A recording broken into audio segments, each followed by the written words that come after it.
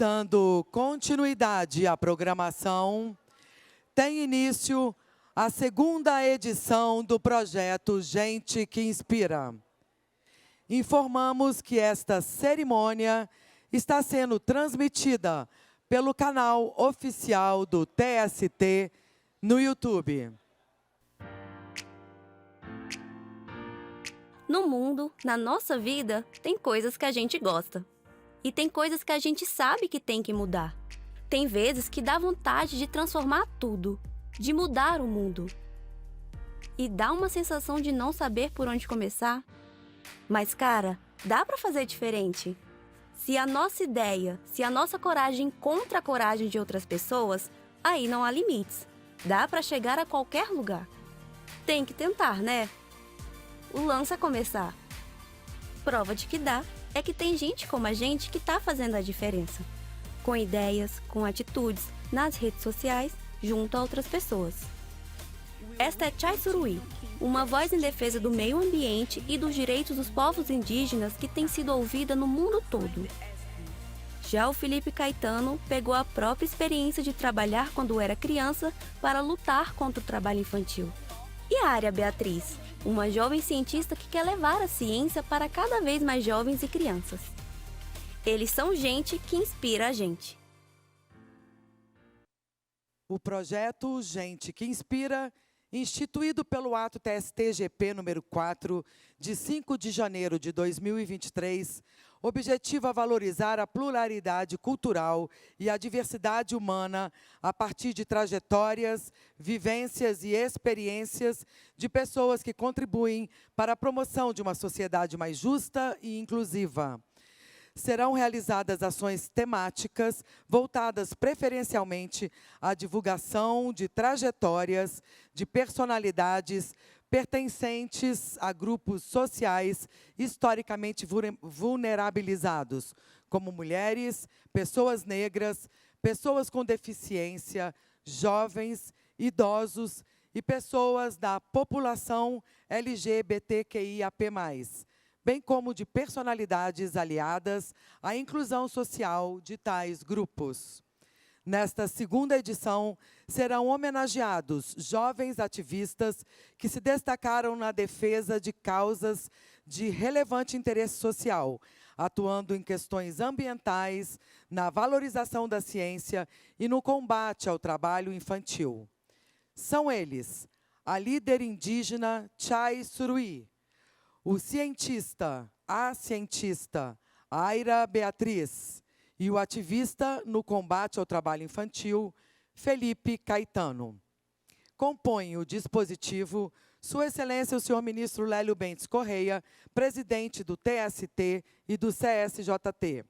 Sua Excelência, a senhora ministra Kátia Magalhães Arruda, do TST e coordenadora do projeto Gente que Inspira.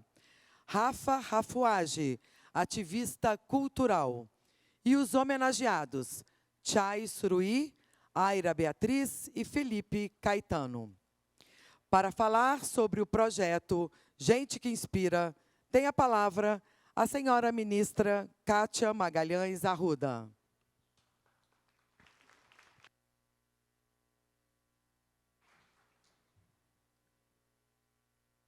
Boa tarde. Boa tarde a todas e todos. Vou procurar ser breve, em função do adiantado da hora, e o que importa, na verdade, é ouvir e ver os nossos homenageados. Então, sejam sempre muito bem-vindos à segunda edição deste projeto, Gente que Inspira. É uma iniciativa do Tribunal Superior do Trabalho, do presidente, ministro Lélio Bentes, que está presente sempre em todas as atividades, e que busca valorizar a pluralidade cultural, a diversidade humana, a partir de trajetórias, de vivências, de experiências de pessoas que contribuem para a construção de uma sociedade mais justa e igualitária. Confesso que, para mim, essa edição ganha alguns contornos muito especiais, porque os nossos homenageados deste mês são os chamados jovens inspiradores. Tal qual a primeira edição, a definição do nome dos jovens agraciados com a homenagem foi difícil no aspecto de que o Brasil possui muitos jovens, inspiradores. Mas foi fácil em relação à simbologia que cada um dos nossos homenageados representa e tem a representar ainda mais perante a nossa sociedade. Existem verdadeiramente inúmeros jovens com trajetórias inspiradoras e que poderiam estar aqui. Por isso, eu agradeço muito ao comitê gestor deste projeto, que dividiu conosco, ministro Balazeiro e ministro Evandro, que dividiu conosco essa tarefa de construir este evento, né, de convidar esses jovens, e, principalmente, esses 3 que estão aqui hoje, inspirados e inspiradores, que gentilmente aceitaram o convite. Agradeço também a presença de todas e todos vocês, agradeço a presença de alguns alunos que ainda permanecem, alunos do ensino médio do CEM 2 de Sobradinho, responsáveis por mudar hoje a cara do TST, em geral muito sisudo, TST que, em geral, é mais formal, né, e que todos nós fomos contagiados com a presença desses jovens, estamos todos muito ansiosos para conhecê-los melhor e conhecer também a trajetória dos nossos homenageados. Então, vamos a eles e elas. A jovem ativista indígena Tixai Suruí chamou a atenção do mundo ao fazer uma fala contundente na COP26. Única brasileira a se pronunciar, em meio a um cenário político interno bastante árido em questões ambientais. Tixai orgulhou a todos nós com sua coragem na defesa da nossa casa comum, na defesa do nosso meio ambiente, o meio ambiente que é para a vida e não para a morte, em defesa da nossa terra, severamente impactada pelas mudanças climáticas nas últimas décadas. Tixai Saraí, muito obrigada pela sua presença nesse evento.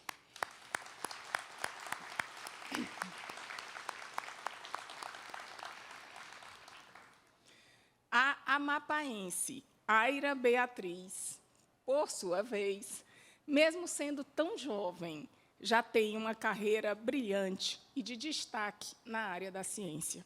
Recebeu inúmeros prêmios, no Brasil e no exterior, e decidiu ir além do seu crescimento individual. Do que estou a falar? Por meio de um projeto do Instituto Leva Ciência, passou a contribuir para que muitos outros jovens em situação de vulnerabilidade tivessem a oportunidade de participar e de desenvolver projetos de iniciação científica. Muito obrigada pela sua presença, Aira Beatriz.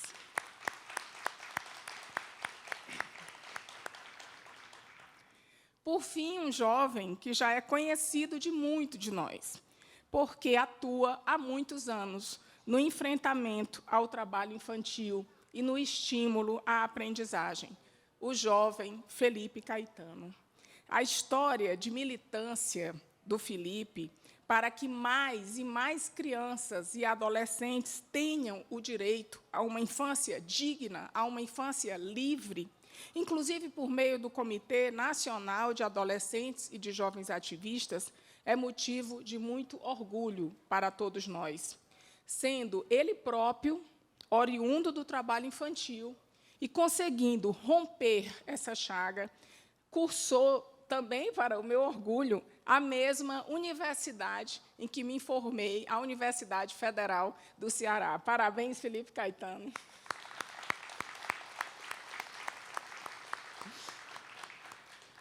Temos, portanto, a honra de receber em nosso tribunal 3 jovens com trajetórias distintas, mas com um ponto em comum. Servem de inspiração para muitos outros jovens e para a mudança que, efetivamente, queremos ver em nosso país. Para nós, diria, jovens um pouco mais passados, enfim, que já temos alguns anos em nossas vidas a mais, segundo Felipe Caetano, pós-jovens, além da inspiração, eu penso que suas trajetórias também devem ser motivo de reflexão. Foram as nossas ausências, as nossas escolhas políticas, os nossos desvios sociais e econômicos, que forçaram, de uma certa forma, estes jovens ao movimento, talvez muito mais do que deveriam, para lutar pela construção de um mundo mais justo e igualitário. Tendo a realidade material forçado estes e tantos outros jovens ao movimento que poderia ter sido feito, muitas vezes, por nós, os adultos, pelos pais, pelos políticos, né, por tantos outros, mas que muitas vezes ficamos inertes. Então, tendo esta realidade forçado este movimento, o mínimo que nós devemos e podemos fazer é ouvi-los, aprender com as suas experiências, e este também é um dos objetivos do evento de hoje. Permitir que esses jovens possam aparecer e brilhar ainda mais, e que inspirem outros jovens a assumir o protagonismo de suas vidas, de sua história e das mudanças do nosso país. Com a certeza de que todos nós sairemos daqui muito mais enriquecidos, inspirados e inspiradas. E, sem mais delongas, passo a palavra para o nosso mediador, a quem também agradeço imensamente, o rapper Rafa Age, e que vai fazer toda a metodologia desse fim de tarde de hoje. Com muito prazer para nós, com nosso agradecimento especial. Obrigada pela atenção de todos vocês. Ministra, eu peço a licença, Rafa, com licença, ministra. Antes, nós vamos passar um vídeo, os vídeos com o perfil e a trajetória dos homenageados. Logo depois eu lhe convoco, Rafa, por favor, Fechou. Porque nós teremos ainda a entrega dos troféus. Então, eu peço a gentileza que você retorne ao seu lugar. Fechou. Muito obrigada. Eu vou pegar esse mic na mão já. Ok, pode ficar com ele lá. Isso. Então, neste momento, assistiremos aos vídeos com o perfil e a trajetória dos homenageados. Por favor, TV. A Chai Suruí tinha apenas 24 anos quando, diante de líderes mundiais, alertou que o planeta está pedindo socorro. The Earth is speaking.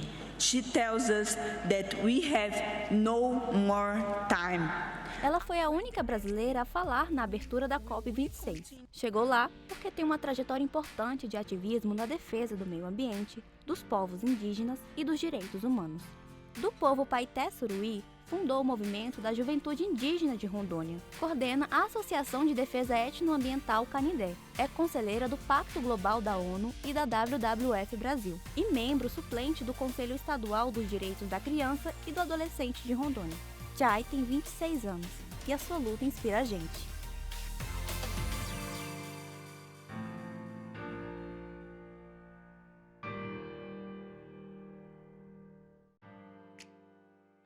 Quando era adolescente, Aira se apaixonou por ciência e pela natureza. Ainda na escola, desenvolveu os primeiros projetos de iniciação científica.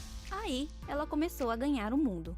Sérvia, Chile, Tunísia, Estados Unidos, Japão, premiada e representando o potencial criador da juventude brasileira. Para democratizar o acesso à ciência, foi uma das fundadoras do Instituto Leva Ciência, que já impactou a vida de mais de 8.000 estudantes da rede pública.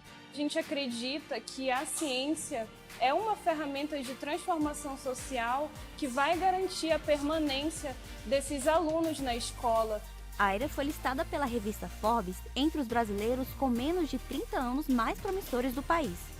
Hoje, também faz parte da rede de embaixadores da juventude do Escritório das Nações Unidas sobre Drogas e Crimes. Aira Beatriz tem 23 anos e uma força transformadora que inspira a gente.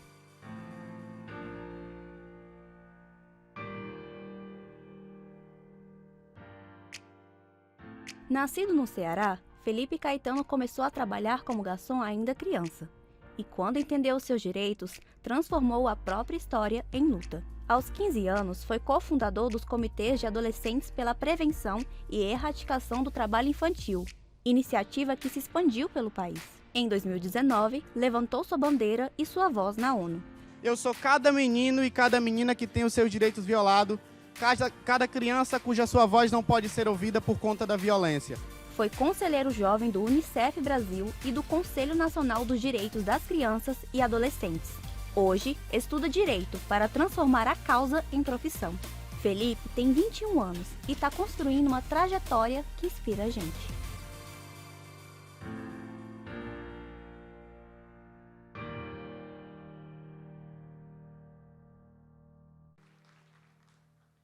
Convidamos agora o senhor ministro Lélio Bentes Correia e a senhora ministra Kátia Magalhães Arruda para procederem à entrega do troféu Gente que Inspira e da medalha comemorativa dos 80 anos da CLT. Solicitamos que os jovens homenageados se posicionem à frente do dispositivo.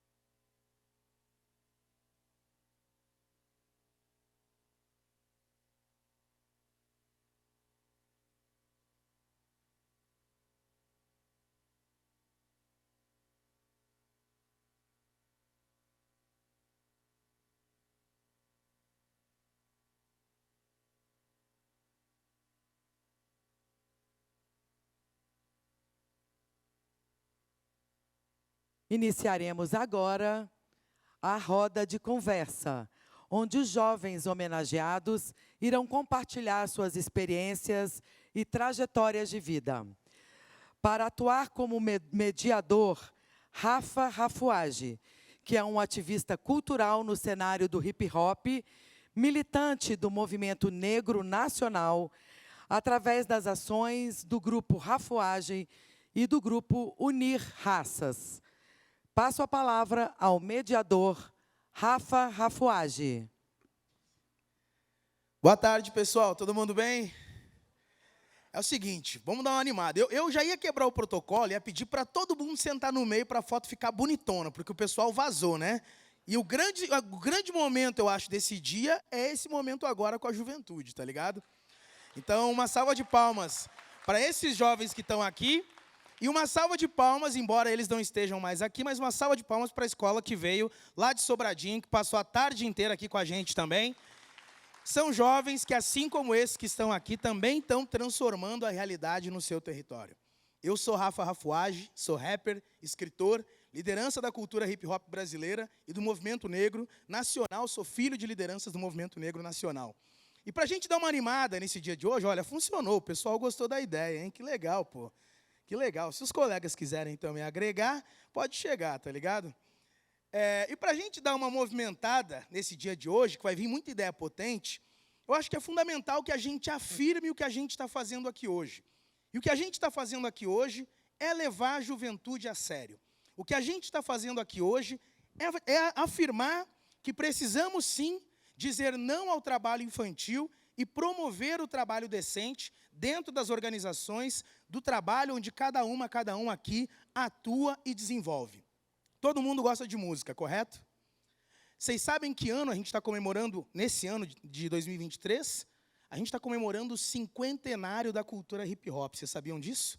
Cinquentenário da cultura hip-hop. Essa jovem cultura Kátia, essa jovem cultura cinquentenária, esse ano, o Brasil, ministro Lélio, ministra Kátia, vai se tornar o primeiro país do mundo, a ter um decreto de valorização e fomento assinado pelo presidente Lula no próximo dia 18 de agosto, no Palácio do Planalto. Então, salva de palmas à cultura hip-hop. Muito bom, Kátia, é isso.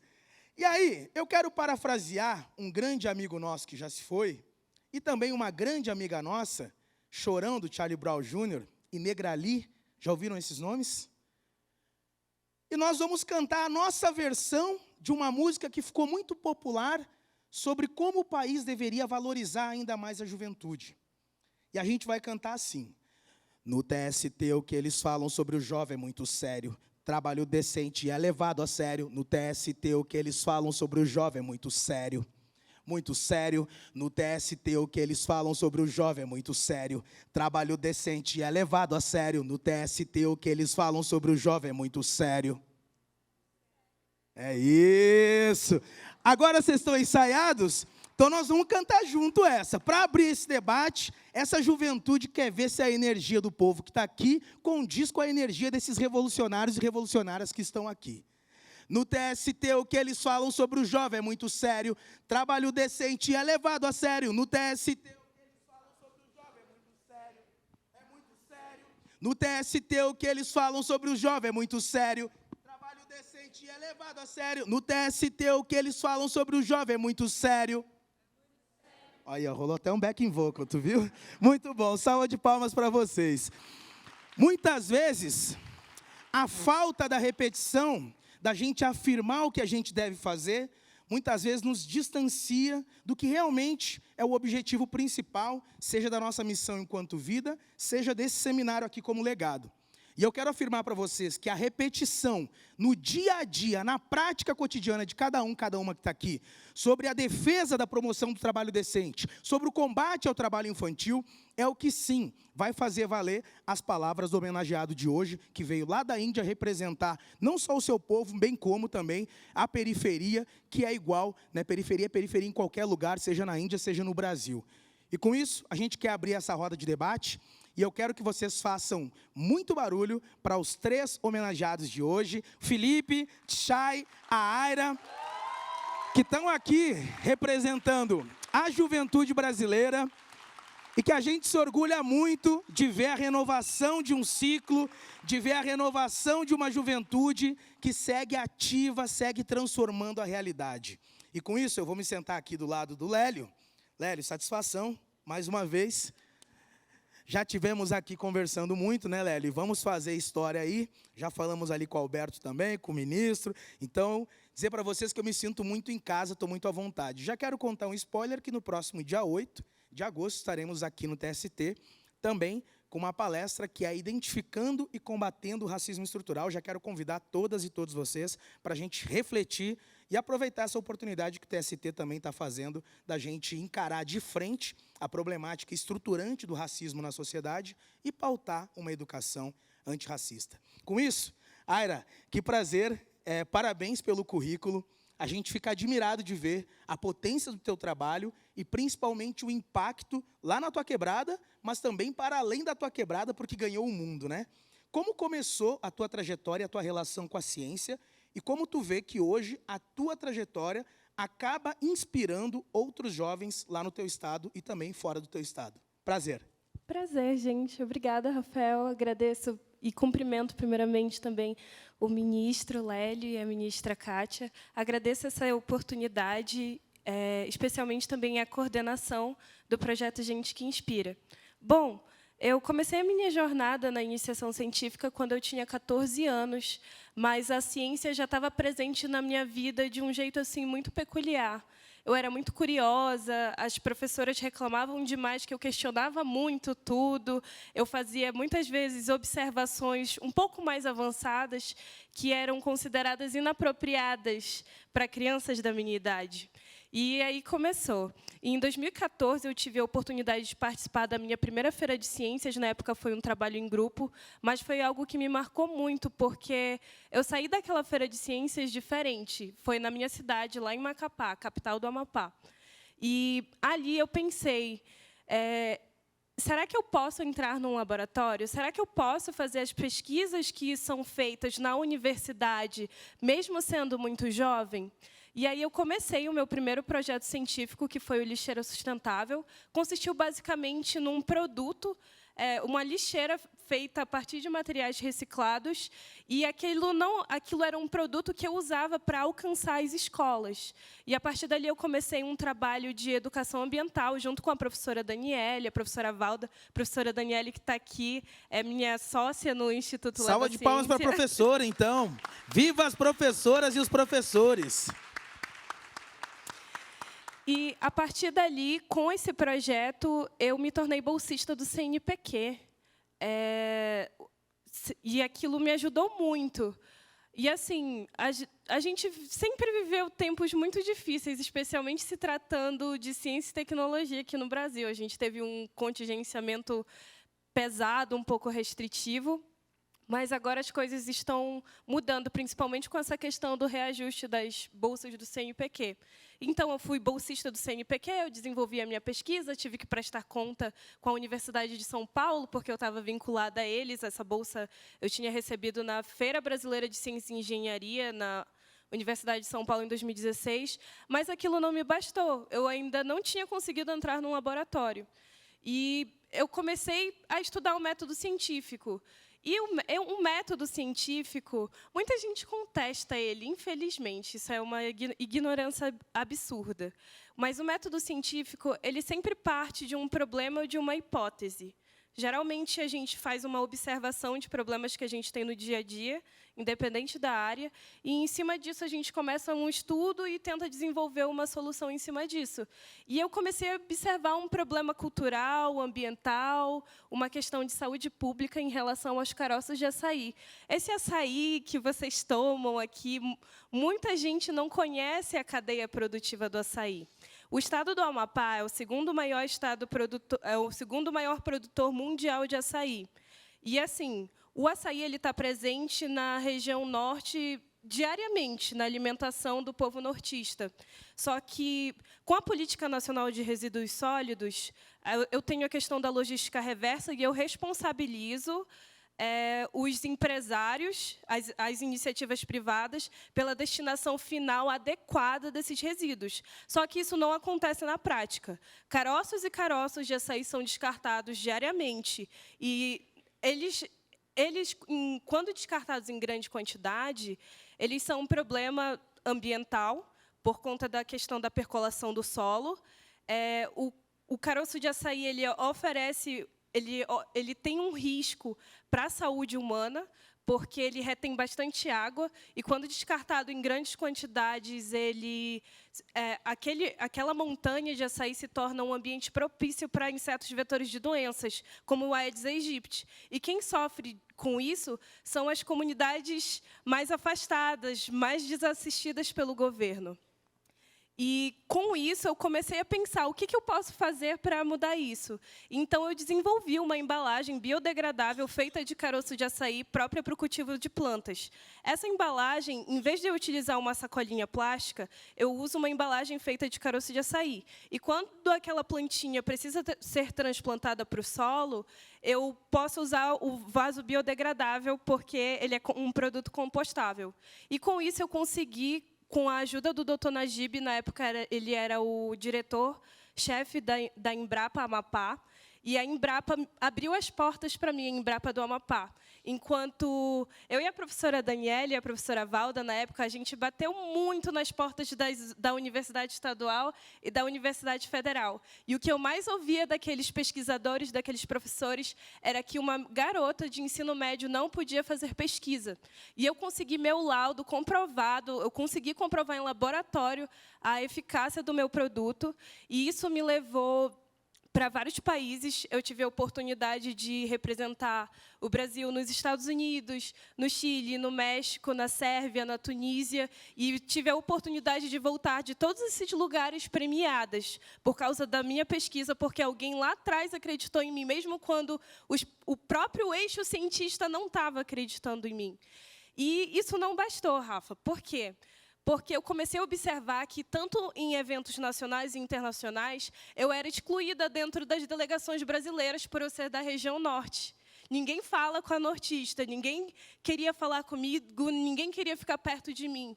E as pessoas tinham o entendimento e o preconceito que, por eu ser da região norte, eu não tinha capacidade, que eu vivia no meio do mato, que eu vivia isolada, sabe? Mas não é assim que as coisas funcionam. E isso foi algo que me incomodou muito.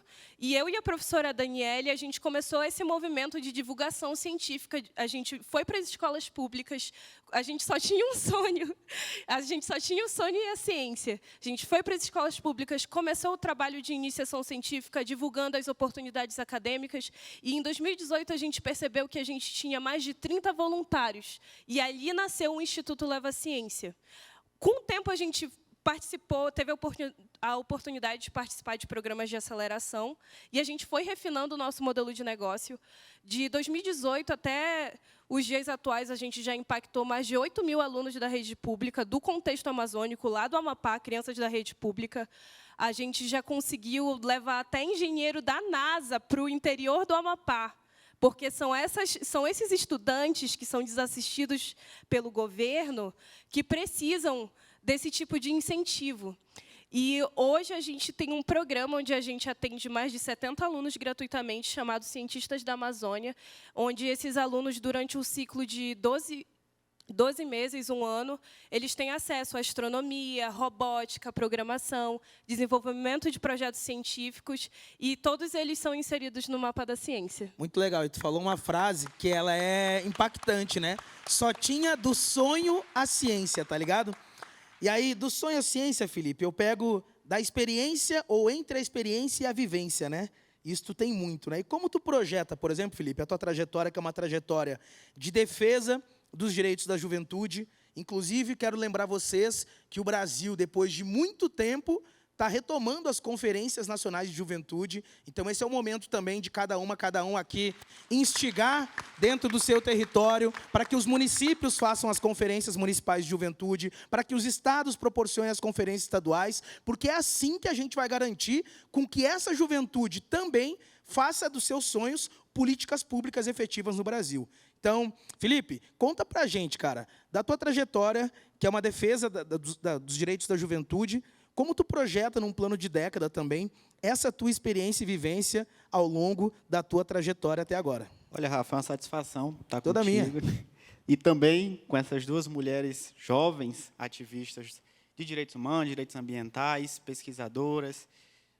Sou eu bendito entre elas, né? Tive o privilégio e muito honrado também de ser indicado, principalmente pela ministra Kátia Arruda, cearense, uma inspiração para mim, ministro Lélio, que eu conheço já há algum tempo, um aguerrido defensor dos direitos das crianças, combatente do trabalho infantil. Acho que a justiça do trabalho ela só se torna maior, ainda maior do que ela já é, quando ela resolve trazer para dentro desta casa as prioridades absolutas previstas na Constituição, que são as crianças e adolescentes. Bom, o meu planejamento de década, não se pode falar de prioridade absoluta sem os sujeitos de direitos. Acho que a gente só continua perpetuando o adultocentrismo e o minorismo quando a gente trata eles como objetos do direito. Não são mais, são sujeitos. São sujeitos com dignidades e com direitos, inclusive como prioridade prevista na Constituição.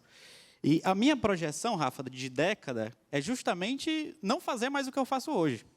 Eu acho que eu sou uma das poucas pessoas que trabalha para ficar desempregado, que luta para não ter mais luta, porque a meta da erradicação do trabalho infantil é uma luta para se extinguir.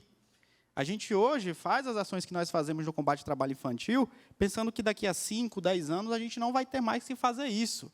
Porque eu particularmente acho um absurdo. Em 2023, a gente ainda está falando que o nosso país não conseguiu erradicar, não conseguiu reduzir as piores formas de trabalho infantil. E, principalmente, as demais formas de trabalho infantil. Um país com um PIB gigantesco que, depois de décadas, voltou a ter o índice de trabalho infantil crescente. E o meu contato com o trabalho infantil, na verdade, o meu contato com o direito do trabalho, ele é justamente da violação. Eu primeiro conheci a violação do direito para depois saber o que era direito. Eu comecei a trabalhar aos 8 anos de idade como garçom, lá na beira da praia, em Aquiraz, no Ceará, e fiquei no trabalho infantil até os 12, 13 anos de idade, quando conheci o Núcleo de Cidadania dos Adolescentes. E, através desse núcleo, né, uma palestra do Dr. Antônio de Oliveira Lima, que não pôde estar aqui, mas um procurador do trabalho, responsável pela minha saída do trabalho infantil, ele falou sobre o que era trabalho infantil. E, naquele momento, eu já me identificava como um ativista, pensei, nossa, como é que eu estou falando pelo direito à educação das outras crianças, pelo direito à participação das outras crianças, mas os meus direitos são completamente violados em todos os finais de semana que eu deixo de brincar, que eu deixo de estudar, para trabalhar das 7 da manhã às 7 da noite em uma barraca de praia. Foi nesse momento que eu compreendi que eu era um sujeito de direitos e que eu estava em situação de trabalho infantil. E aí, Rafa, eu começo justamente um processo dentro de casa, que, para mim, eu acho que foi o mais complicado de todos. Convencer a minha mãe, convencer os meus familiares que o trabalho infantil era uma coisa errada. Mas como é que eu ia convencer uma mulher que só fez até o 4º ano do ensino fundamental, que começou a trabalhar também aos 13 anos de idade, os meus tios, o meu padrasto, que também foram trabalhadores infantis, que não tiveram acesso à educação, que o trabalho infantil era uma coisa errada. Então, por muito tempo, essas pessoas achavam que eu queria virar marginal, que eu queria virar bandido, porque no nosso país, infelizmente, o trabalho infantil ele também tem uma característica muito discriminatória, de você só dar para as crianças e adolescentes pobres do nosso país 2 oportunidades, ou o trabalho ou a marginalidade. Ninguém, em sã consciência, vai pensar que o filho de um juiz, que o filho de um ministro, que o filho de um médico, que não trabalha, vai virar bandido ou vai virar marginal. Pelo contrário, pensa-se que vão virar médicos, que vão virar juízes, que vão virar ministros, porque, assim como a pobreza também se perpetua, a riqueza ela também se perpetua no nosso país. E quebrar esse ciclo... Quebrar esse ciclo dentro de casa, Rafa, foi o mais difícil. E, partindo daí, eu comecei a frequentar espaços como esse. E passei a perceber também que só estavam presentes nos encontros com o trabalho infantil adultos. Pessoas que já estavam há muito tempo falando. Então, via-se os conscientes conscientizando os conscientizados. E aí eu pensava, como é que nós queremos ampliar o debate sobre trabalho infantil se nenhum desses adultos chegou, na verdade chegou o doutor Antônio, mas foi o único. Como é que a gente pode, será que não seria bem mais fácil eu compreender a linguagem de um outro adolescente ou de uma criança, dizendo, pô, cara, esse negócio aí, tu ganha 20 conto por dia, mas daqui a 10 anos tu vai continuar ganhando 20 conto. Daqui a 20 anos tu vai continuar ganhando 20 conto, porque ninguém vira CEO de barraca de praia. Ninguém vira CEO de lixão. Ninguém vira CEO de freira. Você perpetua aquele trabalho que você fazia como criança até a sua velhice. Muitas vezes até a sua morte. Então, conscientizar essas pessoas era necessário. E aí eu vi que desses conscientizados, era necessário incluir os adolescentes na luta contra o trabalho infantil. E foi aí que, em 2015, eu sei que eu estou me estendendo um pouco, mas é necessário contar isso. Em 2015, eu procurei o Ministério Público do Trabalho, um recém-egresso do trabalho infantil, querendo marcar uma reunião com o procurador do trabalho, um menino nada ousado. E ele atendeu. E, a partir disso, em 2016, nós criamos o nosso primeiro comitê, o Comitê do Estado do Ceará, com mais de 40 adolescentes, 20 meninos e 20 meninas de todas as regiões do Estado do Ceará, levantando uma bandeira em voz uníssona de chega de trabalho infantil. E desse comitê, a gente conseguiu expandir para mais de 16 estados do Brasil, levando para muitos municípios e diversas regiões, e nós fundamos também um comitê nacional. A nossa luta ela começou a ganhar uma dimensão que a gente não tinha visto antes no nosso país. Meninos e meninas, egressos e não egressos do trabalho infantil, meninos do campo, do urbano, de todas as regiões do nosso país, dizendo que a exploração laboral do nosso país de crianças e adolescentes ainda existe. Muitos, inclusive, em situação de trabalho análogo à escravidão. E precisava ser erradicada. Então, a gente veio para somar essa luta, mas, infelizmente, a gente já era para estar nessa luta há muito tempo. Só que os adultos, novamente, e volto a repetir, não sei se por uma questão de adultocentrismo, compreendem que crianças e adolescentes são meros espectadores, e não partícipes. E os nossos comitês ele vêm com essa filosofia. Assim como eu tive a oportunidade de saber que eu tinha direitos, que o trabalho que eu poderia ter Não era só na barraca de praia, outras crianças e adolescentes também podem. Uma coisa que eu falei lá no Caldeirão do Hulk é que o nosso principal sonho, a nossa principal luta é pelo direito de sonhar, reconhecendo que meninos e meninas pobres desse país também podem sonhar em ser médicos, em ser advogados, em ser juízes. Eu, que há muito tempo não sonhava, hoje posso sonhar em ser procurador do Ministério Público do Trabalho, doutor. E depois que me deixaram sonhar, eu não parei de sonhar nunca mais. Mas confesso que nem nos meus maiores sonhos eu sonhava em ser homenageado pelo Tribunal Superior do Trabalho do meu país. E é justamente nesse momento que eu acredito, muitos falam que é ativismo ou algo do tipo, mas a Justiça do Trabalho ela deve ter um compromisso visceral de combate ao trabalho infantil. Como já disse lá no Piauí, em todas as democracias do mundo, os vulneráveis, e crianças e adolescentes em situação de trabalho infantil são altamente vulneráveis, eles são protegidos por tribunais, por homens e mulheres, juízes e juízas que têm a coragem de dizer, mesmo que o processo político majoritário não defenda esses vulneráveis, nós o fazemos em nome da Constituição. E crianças e adolescentes são vulneráveis e a Constituição manda protegê-las. E é isso que a gente espera desta Justiça do Trabalho. Então, esse movimento, Rafa, ele vem justamente para somar e dizer que nós existimos, que nós estamos aqui e nós vamos combater o trabalho infantil. E para quem duvidava que a juventude não tem um plano de década, tá aí. Tá aí esse plano de década. Salva de palmas. Obrigado. Obrigado, Felipe. Grande Felipe. Grande Felipe, tamo junto. Sabe que ouvindo o Felipe falar, eu lembrei de uma rima que eu gravei em 2019 com o meu mano Taíde, e ela falava justamente dessa expectativa de uma falsa promessa de futuro para a juventude que nunca chegava. Grande parte de vocês já deve ter ouvido quando jovem, menos jovem, já são jovens há mais tempo, mas menos jovem já deve ter ouvido que o jovem ele é o futuro do Brasil. E esse futuro, de uma falsa promessa que nunca chega, eu tive a consciência quando a gente rimou e rimou assim. Já ouviu a frase que o jovem é o futuro? Pois é, minha mãe também. Mas minha coroa já tem mais de meio século. E que Brasil que a gente tem. Será que quem me escuta de verdade e assimila? A juventude não está bem. Um quarto não é um lugar tão seguro. E promessas de futuro adoecem quando não vêm. E quando a gente fez essa rima, a gente trouxe uma reflexão pertinente de entender que exatamente o que o Felipe trouxe agora tem que cada vez mais ser levado a sério de modo urgente. Urgente. E essa urgência, Tchai, foi o que tu fez no teu discurso histórico para o mundo. Falando não somente sobre a nossa importante Amazônia, mas sobre o planeta como um todo e da responsabilização de cada uma frente à sua área de atuação, o seu local de moradia. Como foi para ti dar esse grito para o mundo? E o que tu vê que de lá para cá mudou? E quais são os desafios, inclusive, que de lá para cá tu acabou enfrentando e passando por eles? Prazer estar te recebendo. Obrigada, prazer meu. Primeiramente, agradecer ao TST, na pessoa dos ministros que estão aqui comigo, dizer que é uma honra estar ao lado desses jovens, desses grandes ativistas e lideranças, e que eu sonho o seu sonho. Então, tomara que você seja ministro mesmo. Mas,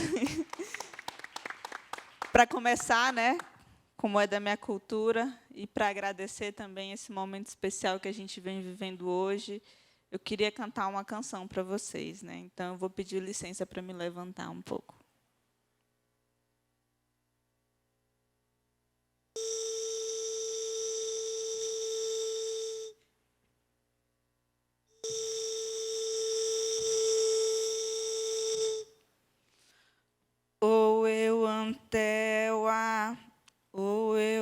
Antewa, o meremaona, o eu antewa, o eu antewa, o meremaona.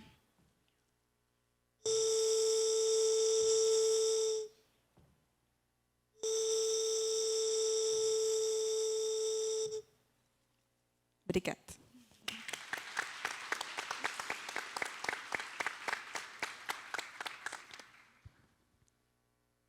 gosto de começar, né, cantando também, porque, como eu falei, é assim que nós, povos indígenas, também, né, fazemos as coisas.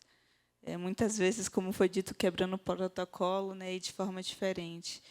Eu fiquei refletindo aqui também, né, muito nas falas do que foi dito, e da pergunta que você me fez sobre a COP, né, de que muitas vezes, para nós, né, pessoas indígenas, são lugares que a gente nunca se vê lá.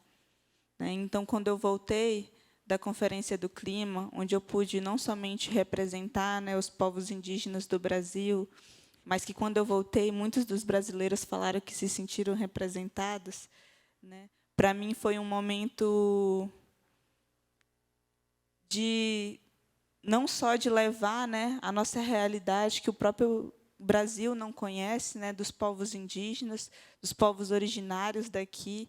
Né? É sempre bom lembrar também que o Brasil é terra indígena e que, muitas vezes, sequer a gente se vê, né, em lugares como esse, como os próprios tribunais, né, e muitos outros. Né? Não é só sobre meio ambiente, não é só sobre floresta que a gente sabe falar, mas a gente está presente em todos os lugares. Né? Também sou estudante de Direito, estou para me formar aí também, mas desde muito nova, né, como eu estava falando, né, pensando também na questão da juventude, a luta nunca foi uma escolha. Né? Eu já cresci onde meus pais, né, também são ativistas, sofrendo com as ameaças de morte e com a luta da proteção do nosso território mesmo. Né? Quando eu tinha 14 anos, a nossa família ficou 1 ano sendo acompanhada pela Força Nacional por causa desse trabalho de proteção que a gente vinha fazendo, não só, né, para o nosso povo, não só pela nossa floresta, mas, como foi dito, hoje por uma pauta global, né, que não é só da Amazônia, mas de todos os biomas. Né? É falar sobre o futuro, é falar sobre as próximas gerações. Né? E, então, nessa luta, né, que muitas vezes não foi uma escolha, né, mas que é algo que nós temos que passar diariamente, né, porque é as nossas vidas. A gente enfrenta uma batalha diária mesmo com os nossos corpos, né, para proteger aquilo que a gente tem de mais importante, né, porque a natureza não é um recurso natural, né, nós fazemos parte dela, é assim que nós, né, povos indígenas, nos entendemos a nossa conexão com esse lugar. Só que durante muito tempo, né, a gente não foi ouvido. E hoje parece que o mundo mudou o seu olhar sobre isso e agora entende um pouco do que a gente está dizendo. Né? Mas essa fala ela tem que ser trazida também para dentro dos tribunais, para dentro da justiça. Né?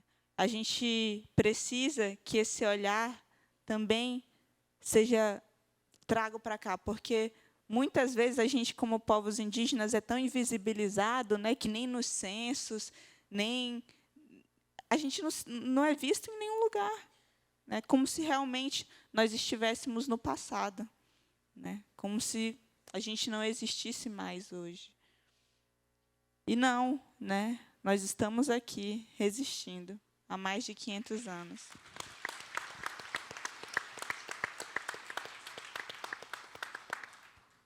E o próprio Tribunal do Trabalho, né, ele tem uma importância muito grande quando a gente fala na questão do direito dos povos indígenas, né, quando a gente vai falar dos tratados mais importantes para salvaguarda nos nossos direitos, a gente vai falar exatamente, né, da Convenção 69, que vai falar do consentimento livre, prévio e informado, que é essencial, né, para a garantia dos nossos direitos e para a garantia daquilo que está previsto na nossa Carta Magna, né, na Constituição, porque o nosso direito, né, ele é constitucional e ele é originário, né, ele é cláusula pétrea.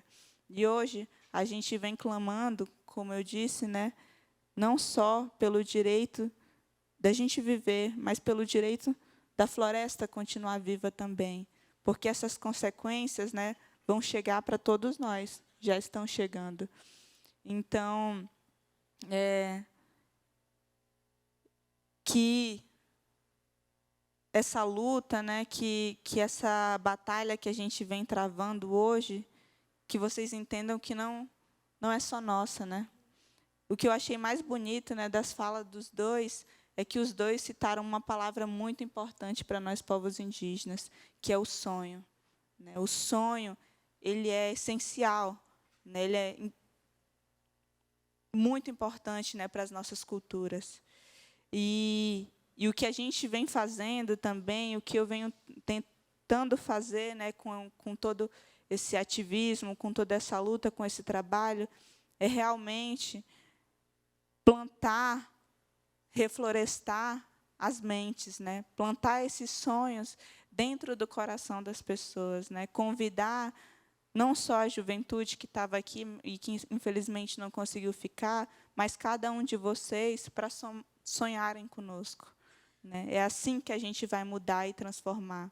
Mas sonhar também significa sonhar com as mãos, né? Como esses jovens vêm fazendo, transformando, de fato, né, as nossas realidades. Então, que a gente consiga nunca parar de sonhar, né? Que a gente consiga não arrancar os sonhos, né, dos nossos jovens. Vocês imaginam que a juventude indígena é a que mais se mata nesse país, né? Muito mais do que a juventude branca e do que a juventude preta, porque muitas vezes a gente não consegue ver perspectiva de futuro, né? Então, ter representações indígenas, principalmente, né, de mulheres, porque nós são as mulheres e as juventudes que são também as mais afetadas, não só, né, pelas consequências das mudanças do clima que a gente vive hoje, né, mas por muito, né, das problemáticas sociais que a gente enfrenta no nosso país. A gente, então, tem que fortalecer o sonho dessas pessoas, ter, né, cada vez gente que a gente olha e pensa que é como nós mesmo, né, que a gente possa olhar e, sim, o meu sonho pode ser alcançado, né? Mas para isso a gente tem que, como eu falei, sonhar juntos também. Então, eu queria agradecer mais uma vez e convidar todos vocês, né, para sonhar não só o meu sonho, né, um sonho que eu tive do meu povo livre, vivendo de forma justa, né? Mas para todos, é assim que nós, povos indígenas, sonhamos. Um mundo melhor não só para nós, mas para todos. Então, eu convido vocês a sonharem conosco, não só o meu sonho, mas o sonho de cada jovem que está aqui. Então, muito obrigada. Grande, Chay. Obrigado, minha irmã. Obrigado. Olha, pelo adiantado da hora, a gente vai ter que encaminhar já para o encerramento. A gente ficaria aqui horas. E eu acho que surge uma ideia. Lélio, ministros, equipe, servidoras, servidores. Isso aqui daria um grande podcast, gente que inspira. Olha aí, pega o pessoal da técnica lá, vamos montar um estúdio de podcast aqui, vamos pensar em um podcast, gente que inspira, talvez todo mês trazer aí as personalidades, lideranças dos movimentos brasileiros que possam ter a experiência de passar aqui também.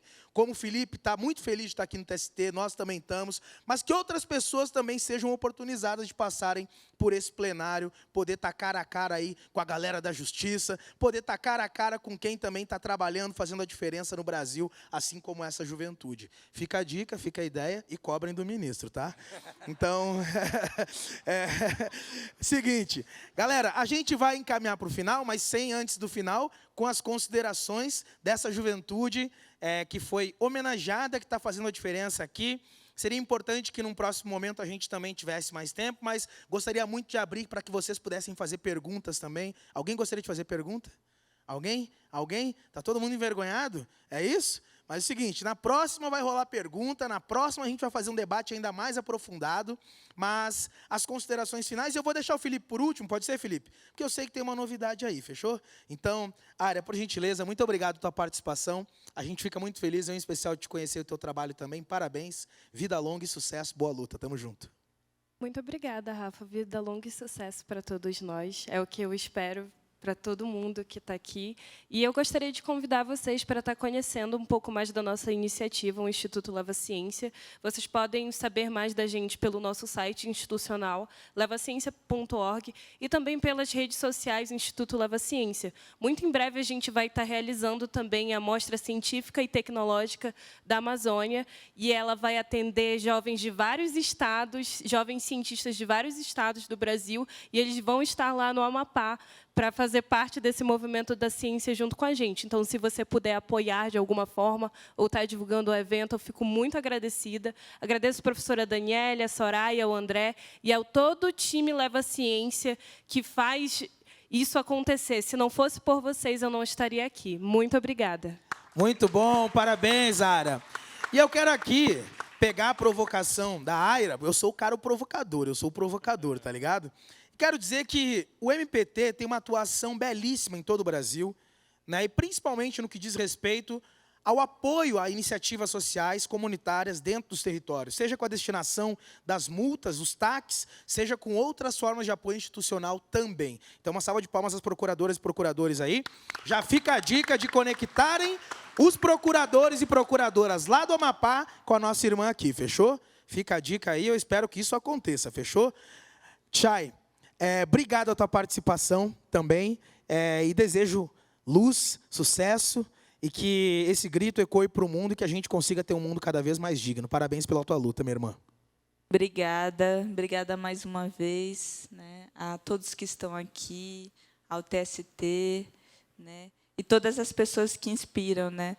Sobretudo, quando eu vim receber esse convite e vim para cá, né? Primeiro que eu pensei, isso é um negócio para deixar nós sem graça, né? Que fica todo mundo batendo palma para você, você não tem o que fazer, você fica tipo, né? E depois fiquei pensando naqueles que me inspiram também, né? E são principalmente aqueles que lutam ao meu lado, né? Aquela juventude que está comigo, aquelas mulheres, os povos indígenas, todo mundo, né? Que luta diariamente mesmo para construir e para continuar sobrevivendo nesse país. Então, também um obrigado a todos vocês, né, servidores do TST, a todas as pessoas que inspiram, a todas as mulheres e jovens, né, porque eu penso que eu não sou, né, como é que se diz? Uma pessoa, né, meu Deus, que menina excepcional. Não. Dentro da minha comunidade, né, dentro das aldeias, tem mulheres e tem jovens tão ou mais incríveis do que eu, né, mas que talvez só estão precisando disso, de oportunidade. Então, que fico feliz de inspirar pessoas, mas de dizer que tem muita gente aí que também precisa ser vista e que nos inspira muito. Muito obrigada. Muito obrigado. Felipão, parabéns mais uma vez, meu irmão, satisfação. E eu sei que tem uma surpresa aí ao final, mas deixa também tuas considerações finais. O povo gostou muito da tua fala também, teus contatos, como é que o pessoal te acha? Pode te levar para a cidade, para o meio da vila, para a escola? Como é que faz? Eu estudo também, Rafa. Muito bom. Mas eu, novamente, gostaria apenas de agradecer ao Tribunal Superior do Trabalho, ministra Kátia, ministro Lélio, parabenizar as duas companheiras aqui que também foram homenageados, o Rafa pela mediação. E gostaria de dizer que eu sou apenas o rosto, pessoal. Um rosto não tão bonito, mas sou o rosto de um movimento que luta contra o trabalho infantil. E o nosso comitê ele é formado por dezenas e centenas de adolescentes e jovens que diariamente, no seu cotidiano e dentro das suas possibilidades, lutam para que cada criança e cada adolescente possa ser livre. Então, sou apenas uma representação aqui. Essas duas homenagens que foram dadas, gostaria de dedicar aos comitês de adolescentes pela prevenção e erradicação do trabalho infantil, porque sozinho a gente não faz nada. Eu poderia ter a ideia, mas para executar, para fazer toda a movimentação, conferências, viagens e etc., tudo isso é um trabalho coletivo. E aqui eu vi várias pessoas que eu conheci nessa luta, que se tornaram minha família. Doutora Zuila Dutra, desembargadora do TRT8, Marcélia, Jô, doutora Ana Maria.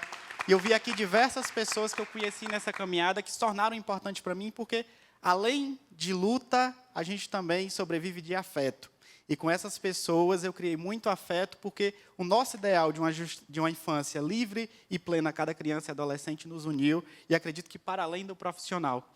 E, por fim, ministro, eu não poderia deixar essa oportunidade passar, esse momento tão especial que a Justiça do Trabalho brasileira vive, de estar sob a presidência de um homem tão comprometido com os direitos humanos, com os direitos fundamentais, com a erradicação do trabalho infantil, e nós, jovens e adolescentes, ativistas do combate ao trabalho infantil, escrevemos uma carta a Vossa Excelência, a todos os ministros do tribunal e a todos os magistrados da Justiça do Trabalho brasileira, convocando ainda mais, porque no cotidiano de vocês já fazem isso, a promoverem ações no combate, na prevenção e na erradicação do trabalho infantil. Então, nessa carta que eu gostaria de entregar ao senhor, à ministra Kátia e ao ministro Evandro, a gente propõe 7 ações que a Justiça do Trabalho brasileiro pode fazer, e nós nos colocamos à disposição a isso, justamente para acelerar esse processo de erradicação do trabalho infantil. Porque, como já falei, não há como ter justiça social, e esse tribunal é o Tribunal da Justiça Social,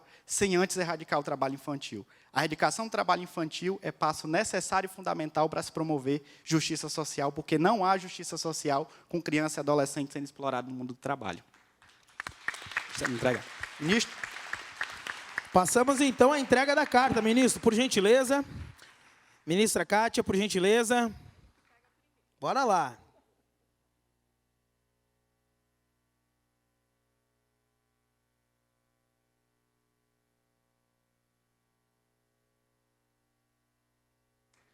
Muito bom, muito bom. Parabéns, Felipe. Parabéns, Felipe. Parabéns.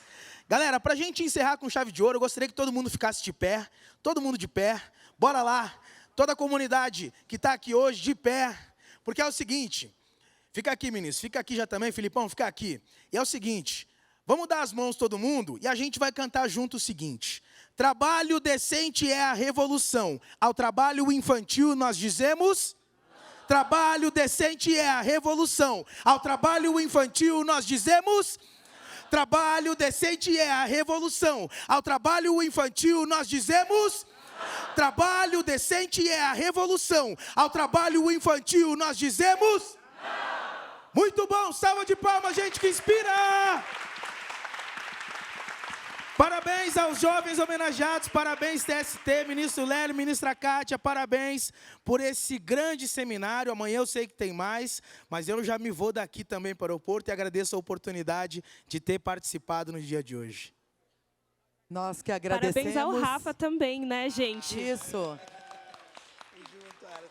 Agradecemos muito ao Rafa, Rafuage, e neste momento o ministro Lélio Bentes Correia fará a entrega da medalha e do troféu comemorativos dos 80 anos da CLT ao Rafa Rafuage. Uma salva de palmas.